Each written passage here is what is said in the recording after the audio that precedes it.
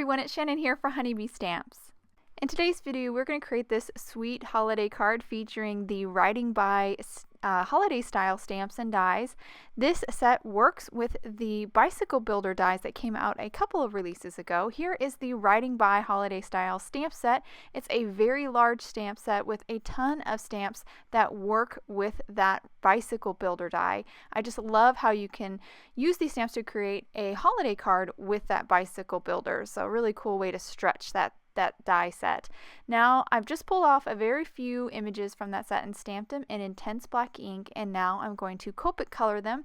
I'm starting out with this little puppy here. I think he's a corgi, at least that's how I'm going to color him. Starting out with a really light tan and coloring the whole pup with that. Then moving on to E31, which is my darker shade, and just adding a little shadow to either side of the little pup, his ears, and of course his little paws, just to give him a little bit more shape and the look of roundness.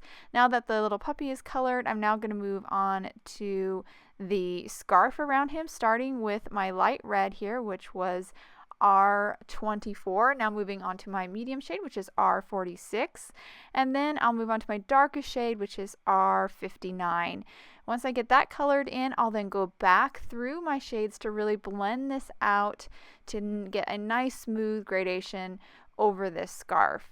So once I finish with this scarf here, I'm going to then move on to the present.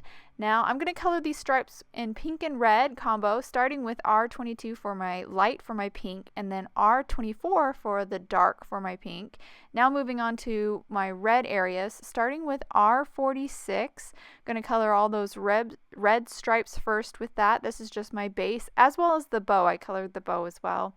And then I'll move on to R59 for my dark and just add a little shadow here and there to either side of the present, just to give this, again, a little bit of shape, a little shadow, so it looks more dimensional. Now I'm just going to blend it out a little bit with my lighter shades, and then once I'm done with that, I'm ready to move on to the basket. That's what this is. It's the basket for the bike.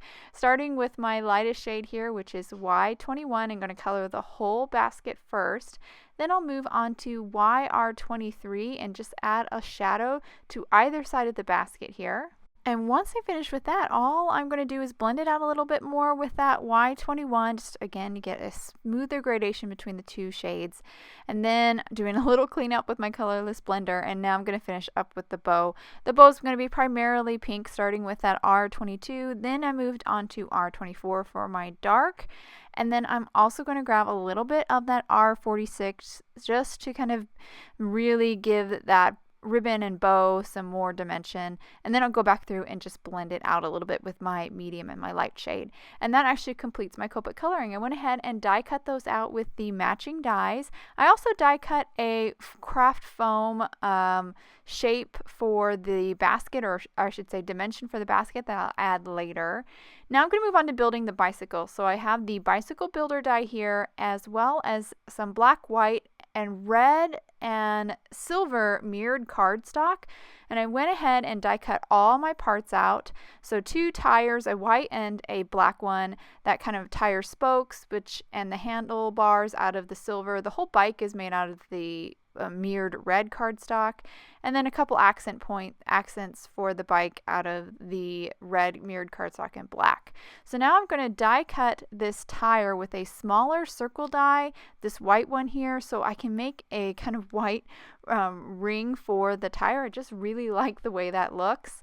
And after I die cut that, now I'm ready to kind of put all the pieces together, starting with the two little black handlebars, adding that to the silver one. Now I'll add the silver one right on top of that bicycle frame. So now that's stuck down. I'm ready to move on to the tires, starting with that white ring that I die cut. Going to add some liquid adhesive to the back of that, add that to my black tire. I just love that way that white ring looks. I think it looks really realistic. And then just glue that down onto the spokes.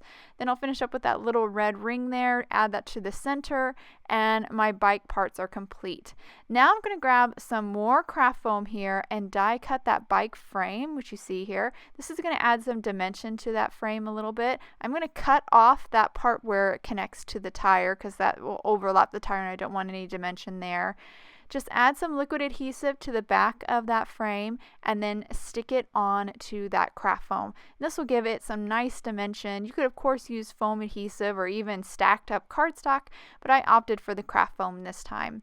Now I'm going to move on to my background. So I have the Vintage Holiday 6x6 paper pad. This is a gorgeous pad. I really love the pattern papers in here, and I found this one with the trees. I thought this was a great background for my bike. So I went ahead and trimmed it down to a 4 by 5¼ panel. And now I'm going to make a little kind of ground or snowy drift here. So I just have some scrapped white cardstock. It's 4 inches wide, and I'm just going to hand cut that little snow slope there, and that's going to really ground in my scene and really finish it off. Now I'm going to go ahead and glue that down onto my piece of pattern paper, and then I already cut a A2 panel of red cardstock that I'm going to frame it up with. So I'm just going to add some liquid adhesive to the back side of that piece of pattern paper and stick it right on down. And then I will finish by adhering it onto my A2 top folding white card base. So I'll stick that right down here. So now we have our little background scene ready to go. Now it's ready for our images. So I'm going to grab the bike, the tire of course, as well as my little die cut images.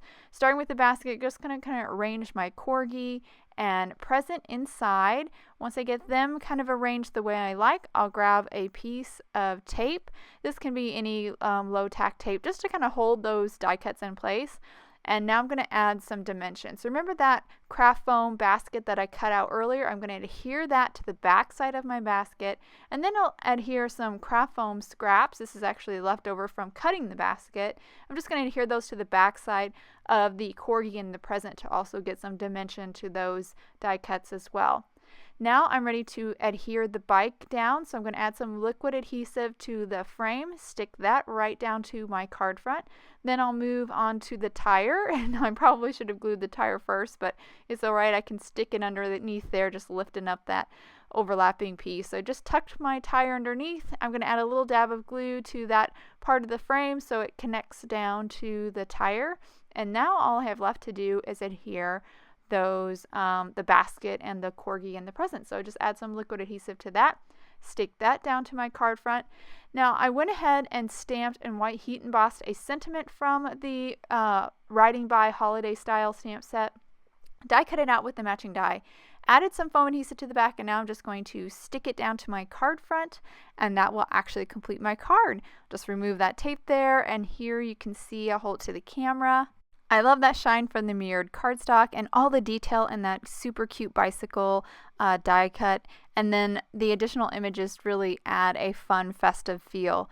I hope you guys enjoyed today's card and video. If you have any questions about the products I use, please check out the links below in the description.